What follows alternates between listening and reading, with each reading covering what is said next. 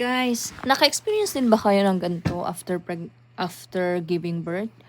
Naglalagas talaga yung buhok ko sobra. Tapos, ayan, numinipis yung buhok ko. Before naman kasi lalagas din naman yung buhok ko before. Pero hindi siya visible na numinipis yung buhok ko. Pero ngayon kasi, numinipis talaga siya. Tapos, kagabi ko lang din talaga na-realize na may aloe vera pala ako sa bahay.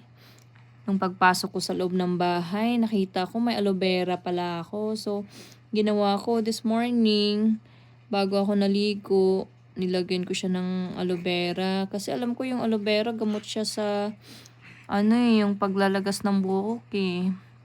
Tatandaan ko, yan yung ginagamit ni nanay pag naliligo siya.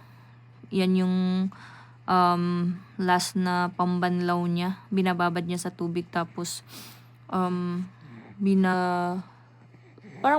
ginagawa niyang pambanlaw, last na banlaw sa buhok niya. So yan, ginawa ko.